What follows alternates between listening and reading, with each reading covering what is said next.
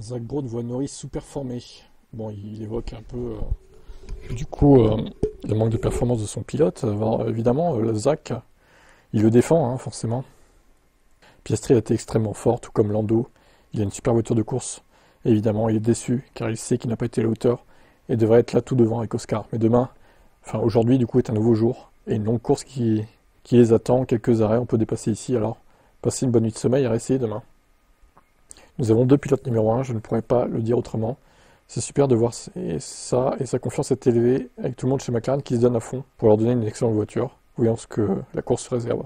Je pensais que Max serait plus haut, mais je ne suis pas surpris par les Mercedes ou Charles, ou l'une des deux Ferrari. Je pense que c'est à quel point c'est serré. Ils ont tous fait une belle qualif, alors voyons ce qui se passe. Nous verrons ce que décident les ingénieurs sur la stratégie, je pense que ce sera quelques arrêts. Nous verrons quelle stratégie de pneus nous allons choisir. Mais je suis confiant que nous aurons une bonne course demain. L'objectif est définitivement 2 voitures sur le podium. Ah bah c'est même... Alors, pas doublé, parce que Norris, je pense pas qu'il revienne deuxième, honnêtement. Mais troisième, je pense qu'il pourrait y arriver. Après, ça dépend combien de temps il va perdre dans le trafic à remonter, quoi. Parce que s'il passe 15-20 tours à remonter, ça va être compliqué, hein, de faire mieux que troisième, à mon avis. Parce que Russell, lui, il a un bon rythme aussi, au final. Par contre, Leclerc, je pense que... Allez, niveau rythme de course, ça va pas le faire. On verra bien ce qui se passe. Marco essaye d'expliquer les problèmes de Red Bull et de Verstappen, notamment au freinage. Commençons par le positif. Yuki est arrivé dans le top 10. C'est vrai. Incroyable, mais vrai. Nous n'étions pas satisfaits de Max. Nous avons eu de gros problèmes de frein en Q3. On n'a pas encore réussi à expliquer ça. Tout d'abord, nous devons identifier la cause. Cependant, l'équipe n'a pas encore trouvé quelque chose de concret et Marco n'est pas non plus sûr s'ils peuvent effectuer des changements. Nous devons consulter la FIA pour voir si, par exemple, il est permis de remplacer les plaquettes de frein. Mais d'abord, nous devons comprendre quel est le problème. Et la FIA va dire, ah oui, mais c'est de la sécurité, donc oui, vous avez autorisation de remplacer les plaquettes de frein. Je suis sûr que ça va être ça. Ce sera certainement difficile, nous n'avons jamais attendu les conditions avec Lando Norris à côté de lui ou Pierre Gasly devant nous. Les voitures Mercedes sont très rapides, ce sera une course intéressante. Alors oui, il y a du positif avec Tsunoda, il y a du négatif avec les problèmes de frein de Verstappen, c'est pour ça aussi, je pense qu'il n'a pas fait mieux que 7ème. Sinon, a priori, il aurait été 3 ou 4 à mon avis, hein. Sans problème. Hein. Et d'un côté, Norris, il s'en sort bien, là, parce qu'il a aussi des problèmes Verstappen, ça veut dire qu'au championnat, bon, il va pas forcément perdre de points sur lui. Reste à voir en course si, bon, ça ira mieux pour Norris. Mais là, il le tient encore derrière, juste derrière, mais bon. Je sais pas ce que ça va donner entre les deux, d'ailleurs, au départ, hein. Ça peut être chaud, hein. Alors, la course s'est terminée. C'était un peu le bazar, quand même, hein, cette petite course-là. Mais bon, c'était beaucoup mieux qu'à Suzuka. Piastri gagne devant Russell, qui a perdu son traceur GPS. George Russell, c'est pour ça qu'il n'y avait plus les secteurs depuis la moitié de la course. Donc, incroyable, incroyable. George Russell, d'ailleurs, il y a une enquête pour DRS Infringement. Je me demande s'il va la garder, sa P2 au final. On saura encore ça dans 3 heures, hein, évidemment.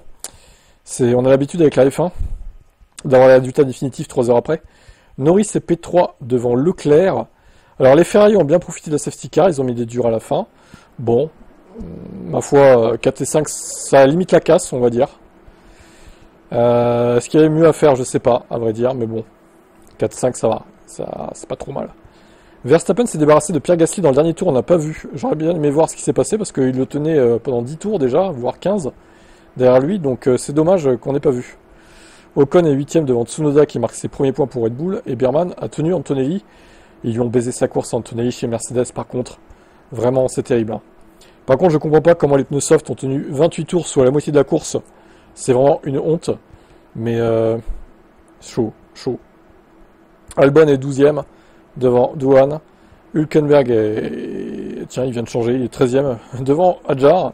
Douane, Alonso. Course anonyme des Aston Martin, c'est une catastrophe. Lawson a fait de la merde encore. 17ème. 18ème Stroll, Bortoletto 19 et Sainz abandon. Par contre, Tsunoda, il est allé fort hein, sur Sainz quand même. Donc, calmos, Yuki. Calmos. Bon, à voir s'il y aura des pénalités du coup. Mais bon, les pneus médiums étaient pas mal pour Ferrari, ça remontait fort au milieu de course. Maintenant, les durs, c'est un peu moins bien. Et Red Bull avec Verstappen, ils ont fait ce qu'ils ont pu. Mais alors, c'est pareil, hein, les pneus médiums qui tiennent 31 tours, c'est beaucoup quand même. Je comprends pas comment ils marchent les pneus Pirelli et j'ai l'impression que les équipes ne comprennent pas non plus comment marchent les pneus. Terrible. Isaac Adler, bof. 15e d'une course probablement pénible, décevante également. Si on commence par le début, parlez-nous de votre départ. Ouais, enfin honnêtement jusqu'à présent on a toujours eu des très bons départs. Et puis tout le week-end, je sais pas pourquoi on a eu beaucoup de mal, donc on n'était pas très confiants.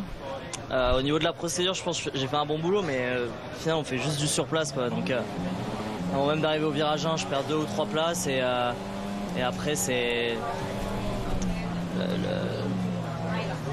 momentum il est mauvais quoi. Donc c'est une mauvaise spirale et à chaque décision que je fais en fait c'est la mauvaise. Et qui passe à l'extérieur, à l'intérieur, enfin c'était il y avait tout qui allait pas quoi.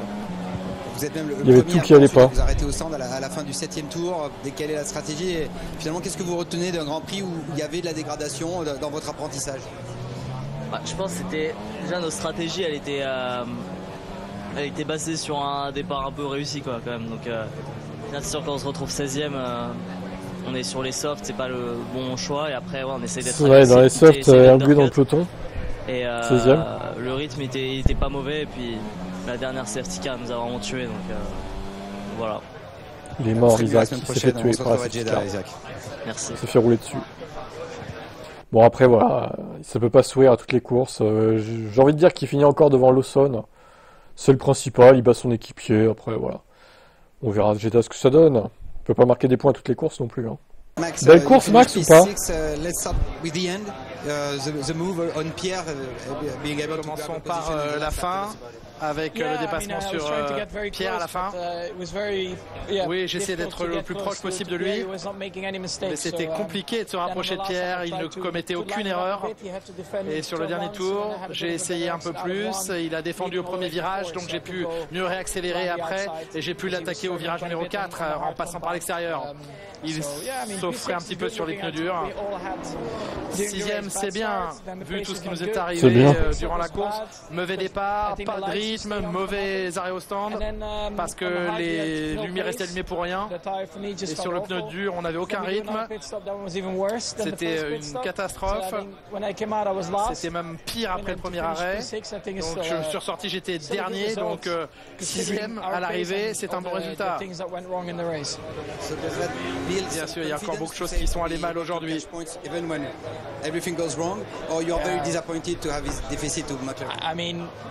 Vous êtes déçu de ce résultat? On est derrière McLaren, on est derrière Ferrari, on est derrière Mercedes. On est à peu près là où on doit être, 6e. En général, on était plus rapide que ces voitures-là. Que les autres voitures, mais ça valait pas. Ouais, mais bon après ça sera peut-être pas le cas sur tous les grands prix qui sont derrière machin truc bidule. On a vu à Suzuka qu'au final il a gagné quoi. Donc moi je pense que la Red Bull sur d'autres circuits elle pourra bien performer. Peut-être quand il fera frais et que la piste sera pas abrasive quoi. Pierre Gasly, tu t'es fait baiser par Max à la fin, nul. Nous raconter les derniers instants de cette course avec Verstappen? Ouais, j'ai pas envie. J'ai pas envie. J'ai pas envie de raconter. Non, en vrai, je suis un peu dégoûté du dernier tour, mais bon, après, je pense qu'il faut la relativiser. J'ai besoin de calmer un peu les émotions. C'est vrai que j'ai beaucoup donné pendant tous ces 15 derniers tours pour essayer de le garder derrière, le garder en dehors du DRS, les derniers tours dans le DRS. Et il y a des parties du circuit qui étaient toujours plus rapides, dont le virage numéro 4. D'autres parties où j'étais plus vite. Et voilà, aussi proche du but de perdre 2 points, c'est jamais plaisant. Mais bon, je pense que quand on relativise un petit peu, c'est sûr qu'il y a énormément de positifs à tirer de cette course. L'équipe a fait un super travail. Très bon pit stop, très bonne stratégie. On était performants, tout le temps performants. Donc non, c'est sûr qu'il y a beaucoup de positifs à tirer. Donnez-les-nous justement ces points positifs. Comment vous expliquez que cette voiture a si bien performé ce week-end par rapport aux courses précédentes? J'aimerais bien pouvoir l'expliquer. Je pense qu'on a vu en test hivernal, on était déjà très bien sur cette piste. C'est bien de le reconfirmer en revenant ici pendant un week-end de course. Maintenant, je pense qu'il y a beaucoup de travail à faire justement pour essayer de reproduire ce genre de performance, parce que c'est vrai que la voiture se comportait très bien. J'arrive quasiment à tenir le rythme des voitures devant, même sur le début de course. Donc je pense qu'on avait plus de dégradation. Fallait que je tape un petit peu plus dans mes pneus et du coup les fins de stint elles étaient un petit peu compliquées, surtout sur les tractions. Mais non, dans l'ensemble vraiment très content et voilà, c'est surtout je pense que ça donne beaucoup d'espoir pour le reste de la saison, sur le fait qu'on soit encore performant sur d'autres circuits. Félicitations. Merci. Ouais, alors Pierre, il s'est fait doubler dans le virage 4 au dernier tour par Max Verstappen. Le virage 4, c'est là où il y avait l'affrontement Norris-Leclerc. C'est le virage où il y a beaucoup de dépassements en général. C'est pas de bol, mais bon, après, l'Alpine reste moins bonne qu'une Red Bull, faut aussi le dire. Donc voilà, après il a fait ce qu'il a pu pour le tenir derrière lui pendant 15 tours, ça n'a pas été jusqu'au bout. Dommage, c'est sûr, mais bon, ça reste une belle perf de sa part quand même. Félicitations. Esteban Ocon. 14e sur la grille, vous aviez dit les points sont atteignables, ils sont là. 8e avec un départ supersonique. Vous aussi l'undercut, la stratégie. Racontez-nous votre début de course de rêve. Ouais, c'était un truc de fou, mais ça fait du bien, surtout après hier, après un week-end voilà, compliqué. On n'avait pas mis dans l'ordre jusqu'à maintenant. On savait que voilà, la vitesse de la voiture, on l'avait. J'ai fait cette grosse erreur hier qui a coûté à l'équipe et je suis content d'avoir pu la rattraper. Je pense qu'on maximise le résultat aujourd'hui, on n'aurait pas pu faire mieux. Donc voilà, bon départ, bonne stratégie agressive sur le début, on arrive presque à doubler Pierre avec cette stratégie agressive. Maintenant voilà, on n'avait pas plus de vitesse que ça, ça a failli nous coûter pas mal le safety car à la fin, ça a bénéficié pas mal de voitures de derrière, mais ça a aussi bénéficié à Oli, donc voilà, double point pour l'équipe, on est voilà, ravis avec ce résultat. Et voilà, il faut qu'on continue à maximiser ce qu'on a entre les mains, je pense que cette course, on l'a fait. Maintenant, la semaine prochaine, il faut refaire encore. On est à 4 Grands Prix disputés, 2 décevants, l'Australie, le Japon, 2 formidables, la Chine et ici. Comment vous expliquez cette inconstance? Ouais, il faut qu'on arrive à gagner un petit peu de constance, de performance. En fait, la fenêtre d'utilisation de cette voiture est vraiment petite. Voilà, on change beaucoup de pièces à droite à gauche, on fait pas mal de tests sur pas mal de choses. Et il faut qu'on arrive à niveler ça, voilà, ce déficit à certains moments avec certains tests qu'on fait. Voilà, je pense qu'après ce week-end, j'espère qu'on va avoir mieux compris, en tout cas un petit peu tout, ce qui s'est passé pendant Suzuka et ce week-end. Maintenant, voilà, je suis content qu'on a réussi à maximiser ce week-end, comme je l'ai dit. Bravo. Merci. Yes, bien joué, Oscar. Oscar et Esteban, du coup. Bien joué, on verra si ça se poursuit plus tard. 3e, Lando Norris. Un peu une montagne russe aujourd'hui pour vous ici. On vous a vu bouger de votre place sur la grille. Qu'est-ce qui s'est passé? Je ne pensais pas que j'étais aussi avancé sur la grille. Ça a été une course difficile, bien sûr. Trop d'erreurs sur mes dépassements, d'être mal placé sur la grille. C'était vraiment une course, c'était un peu le bazar pour moi. J'aurais vraiment aimé qu'on fasse un doublé pour McLaren à la maison. C'est une course difficile. Mais il y a quelques points positifs à retenir. Lesquels, Maurice? Quels points positifs? Bataille entre vous les Ferrari. Vous étiez au courant que vous étiez un peu large et qu'il fallait rendre la place à Lewis? Non, on me l'a dit. Oui, c'était serré, c'était une belle course, je m'en plains pas. Quand même pris du plaisir. C'était à la limite, comme ça devrait toujours être. Et une belle bataille avec George sur la fin de course. Il a fait du très beau travail. Donc il se demande au départ, c'est vrai que ça pourrait être pas mal. J'en gardais un petit peu sous le pied pour la fin, mais il a fait du bon travail. Oscar aussi, félicitations à lui et à toute l'équipe McLaren. Et je vais essayer de franchir un cap supplémentaire pour la semaine prochaine. Félicitations à vous. C'est ça. C'est surtout Oscar qui va mettre un cap plus supplémentaire. Hein? Et Oscar Piastri, on l'écoute, le vainqueur de la course. J'aimerais que ce soit ma 50e victoire. Non, c'était mon 50e départ. Un week-end incroyable. Ça a commencé avec la qualification hier et on a terminé le travail aujourd'hui avec style. Je ne remercierai jamais assez l'équipe de nous donner cette voiture très performante. Un très beau week-end. Je suis très fier de ce que j'ai réalisé ce week-end aussi. Je suis heureux de le faire ici à Bahreïn. C'est une course importante pour nous, puisque une partie de nos propriétaires sont bahreïnis. Donc ça fait plaisir d'avoir cette première victoire McLaren à Bahreïn.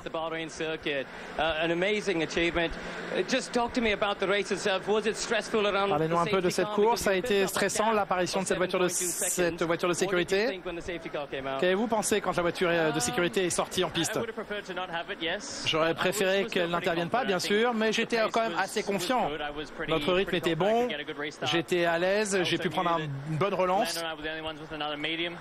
Lando était le pneu, en pneu médium également, et c'était le pneu sur lequel il fallait être. Ça a été assez tranquille, j'ai pu prendre un bon restart et j'ai jamais vraiment lâché cette opportunité de victoire. Comment allez-vous célébrer cette première victoire à Bahreïn ici pour McLaren? Je ne sais pas, mais il va y avoir une sacrée partie, je pense. Je ne vais pas m'impliquer dans cette soirée parce qu'il faut que je cours la semaine prochaine. Mais non, quoi qu'il en soit, ça a été un très beau week-end pour tout le monde. C'est un bel endroit pour le réaliser. Je suis certain que tout le monde dans l'équipe va le savourer. Ils le peuvent. Pole position, meilleure. Bien joué, Oscar. Contrôle de bout en bout.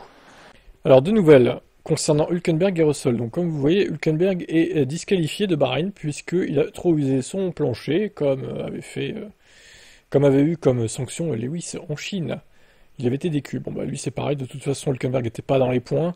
Ça change pas grand-chose pour lui. Et un peu plus étonnant, je dirais, Russell n'a pas eu de pénalité au final.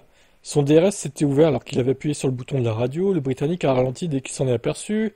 Il n'est donc pas pénalisé. Donc il y avait des bugs énormes sur sa voiture aujourd'hui. Le traceur GPS qui marchait plus. Il faisait bugger tout le classement de timing. Bon, ils ont mis du temps d'ailleurs pendant la course à réparer ça. Enfin, du moins à essayer de corriger le problème sans vraiment le corriger. Je sais pas comment ils ont fait d'ailleurs, mais bon. Bref, il conserve sa P2. Tant mieux pour lui. Après, tant mieux pour le championnat parce qu'il y a toujours un écart de 10 points entre Norris et Leclerc et Piastri à l'issue de cette course. Donc tant mieux Oscar qui se rapproche vachement du leader du championnat. Et Russell continue potentiellement sa lutte pour le titre aussi, lui. Ne pas peut-être l'oublier, Georges. À voir donc ce que ça va donner à Jeddah la semaine prochaine. Donc a priori, aucun pénalisé dans le top 10 à l'issue de ce Grand Prix. Alors, à moins que la FIA nous trouve encore à minuit des sanctions à donner, on ne sait pas. Mais bon, normalement c'est bon là.